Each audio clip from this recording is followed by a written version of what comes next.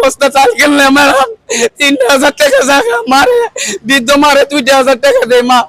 এ মারে যদি না দেয় তা মা চলবো কেমনে?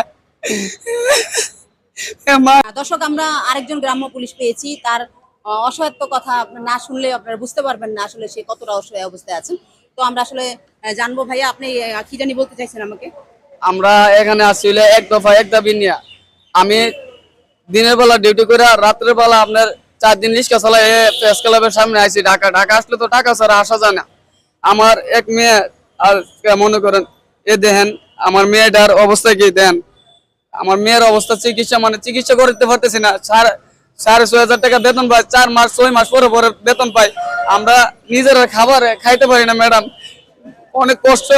আমরা কি করবো, আমরা চুরি বা ভিক্ষা করে খাইবার অবস্থা ম্যাডাম। আমাদেরকে মানবতার মারে এত কান্না বলি, মা আমরা জাতীয়করণ করে দেন।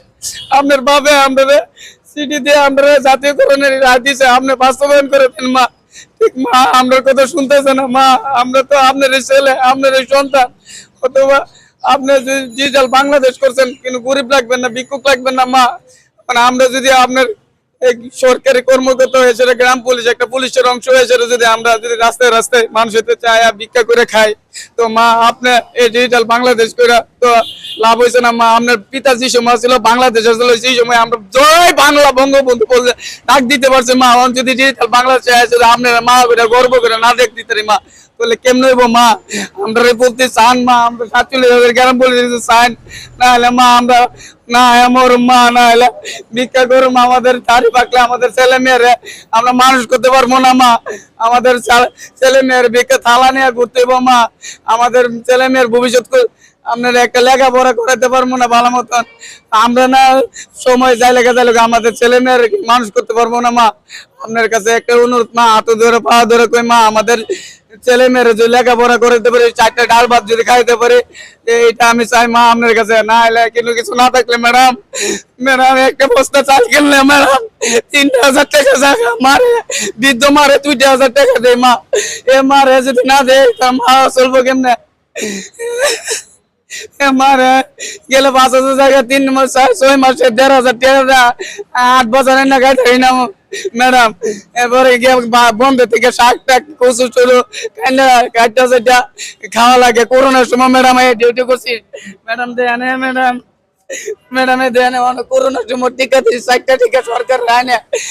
আমি 5 মাস থেকে করে হয়েছে চর্মরোগ হয়েছে, আমি নিজে চিকিৎসা করতে পারি না ম্যাডাম। অনেক কষ্টতে আছি ম্যাডাম। আপনারা সাংবাদিক জনগণ আছেন, আপনারা ধরে বিকুল আন্দোলন আমাদের মার কাছে নেত্রীর সাথে মা, আমাদের 47,000 মা, আপনার যদি মা দয়া করে আমাদের জাতীয়করণ করে দেন। আপনার তোরা আর কোনো চাওয়া দেওয়া নাই মা। আমরা যদি না দাবি করে দেন তো আমরা দুর্ভাগ্য মা।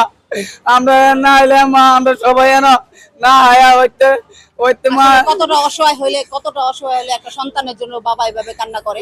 আর যেহেতু আমাদের মাননীয় প্রধানমন্ত্রী উনি একজন গরিব অসহায় মানুষের পাশে এসে দাঁড়ান, তো আমি আশা করব যে ওনার ফ্যামিলি এবং এরা যারা গ্রাম্য পুলিশ আছে তাদের পাশে উনি দাঁড়াবেন, এই প্রত্যাশাই করব। একজন বাবার কান্না বৃথা যাতে না যায়, একজন সন্তানের জন্য যাতে বাবার চিকিৎসা যাতে বন্ধ না হয়, সেই প্রত্যাশা করব। মাননীয় প্রধানমন্ত্রী দৃষ্টি আকর্ষণ করব এবং যারা নাকি উচ্চ মহলে আছেন তাদের দৃষ্টি আকর্ষণ করব, এদের পাশে এসে দাঁড়ান। এদের হাতে হাত মিলে এদের যে জাতীয়করণ সেটা যাতে হয়। সবাই ভালো থাকবেন, সুস্থ থাকবেন ম্যাডাম। আমাদের বঙ্গবন্ধু যদি বেঁচে থাকতো তাহলে আজকে আমাদের জাতীয়করণ হতো। আজকে বঙ্গবন্ধু বেঁচে নাই, আমাদের গ্রাম পুলিশের জাতীয় সব মৃত্যুবরণ হয়ে গেছে ম্যাডাম। মাননীয় প্রধানমন্ত্রী যেহেতু ওনার সন্তান, তাহলে উনি ওনার বাবার যে স্বপ্নগুলি উনি বৃথা যেতে দিবেন না। উনি অবশ্যই আপনাদের পাশে দাঁড়াবেন, এই প্রত্যাশাই করি। জাতীয় প্রেস ক্লাব থেকে সঞ্জিদা আক্তার, ডিএসটিভি খবর।